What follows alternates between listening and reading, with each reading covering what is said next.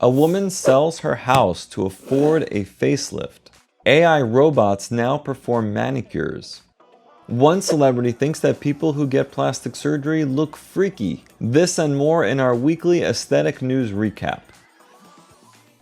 A 50-year-old woman sold her house for a facelift and has no regrets. She sold her 3-bedroom house in Arizona to fund her cosmetic surgery and now lives in a van. Procedures like Botox and fillers, which she had been getting done for the last 15 years, were no longer making a visible difference. She underwent a facelift, neck lift, lip lift, and fat transfer from her thighs. The procedures were performed in Mexico and cost $14,000. "I'm loving my look and looking my most fabulous that I can," she said. Plastic surgery can be expensive, and people often will travel to other countries where the cost of living is lower, and so the surgeries are priced lower. And people will sometimes go to great lengths to afford these procedures, and now we can add selling your home to that list. Sometimes it's worth saving up for the right surgeon to perform your procedures, or traveling to a skilled surgeon who has your best interests in mind. Also, you want to make sure that the place that you're traveling to can handle complications should they arise. Companies are introducing AI robots to provide services like eyelash treatments and manicures. One company, Clockwork, has a robot that will paint your nails, but not file them, and they're looking to revolutionize other beauty service experiences. Another AI implementation in beauty services can be seen in Loom's robotic arms that gently handle eyelash extensions. For safety, the robot arms are designed to be lightweight and attached with magnets. There are concerns about job displacement among lash artists and nail technicians. But these machines are intended for express services, not full-service treatments offered by skilled human professionals. There are artistic elements to many of these beauty services, and ones that I think simply cannot be replaced by a robot or an AI algorithm. Take, for example, the artist robot for hair restoration surgery. We have a video on that topic, and the artist robot is a fine addition to hair transplant surgery for some surgeons who prefer to use it, but the thing is that it doesn't lead to better outcomes or better results for patients. The end result with a hair transplant comes down to the artistry that your surgeon brings to the table. And of course, having excellent technicians that can help the surgeon deliver an excellent result. Please like the video and subscribe with notifications on. At 54, Christy Turlington says that she won't be embracing plastic surgery procedures, telling Marie Claire that she commends those who keep it all natural. The iconic supermodel recently told a magazine, "Women who have stayed away from augmentation of themselves,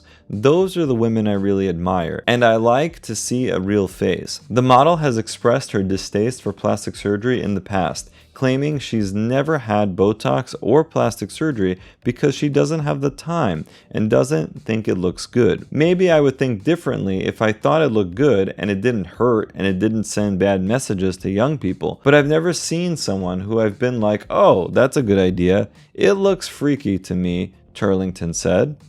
It's great to feel comfortable in one's own skin, and nobody actually needs cosmetic plastic surgery. However, this starts to veer into a bit of a shaming territory, the way this article came off to me. It's great to encourage women to feel beautiful without plastic surgery, but some do turn to plastic surgery to look the way that they feel. And not all plastic surgery looks unnatural. The best plastic surgery whispers, it does not scream. Celebrity cosmetic cowboys continue to operate as close to 1,000 patients come forward for class action in Australia. The class action was filed against retired cosmetic surgeon Daniel Lanzer and 6 associates after an expose that uncovered dangerous, unhygienic, and unsanitary practices in the chain of Australian Lanzer clinics. It lists deformities, nerve damage, psychological trauma, loss of movement and function of limbs as part of the allegations in what is shaping up as one of Australia's biggest ever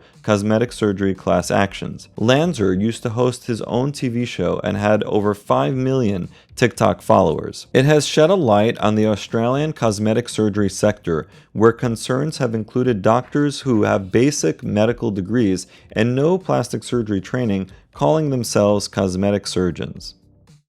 And something very similar happens here in the United States and pretty much all around the world. Doctors do come to cosmetic surgery from various backgrounds. It's not always straightforward to determine who's best equipped to perform your plastic surgery. Should you be looking for someone with a specific board certification in just general plastic surgery, or for someone who's performing that specific plastic surgery every day of the week or at least weekly? Does experience trump a degree? In my opinion, both are important. You want someone with the right academic background and certification and the right experience. And that experience should be past and it should be present for the best possible outcomes. Meaning that you don't want someone who in the past had done tons of a specific surgery. You want someone who has done many and continues to do many on a weekly basis so that they're in their tip-top shape for being able to perform your procedure. And as I always say, patient safety is the most critical factor. So when I see some images from these Australian clinics where things were just totally out of whack and patient safety was not held as the most important factor in the way that they ran their business or their practices, that pains me to watch, and that's something that shouldn't happen anywhere. Leprosy is on the rise in Florida, and no one knows why.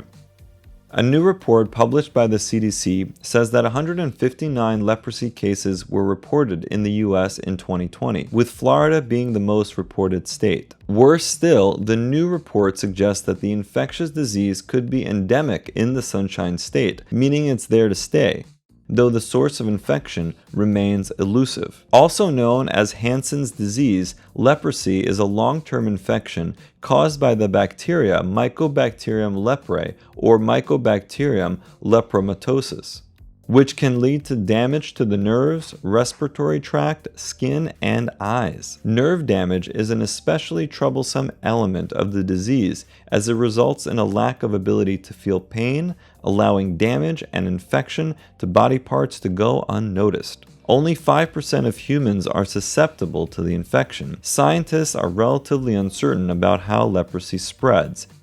It's believed that prolonged close contact with an untreated leprosy patient is needed to catch the disease, though the authors speculate environmental contact is another possibility.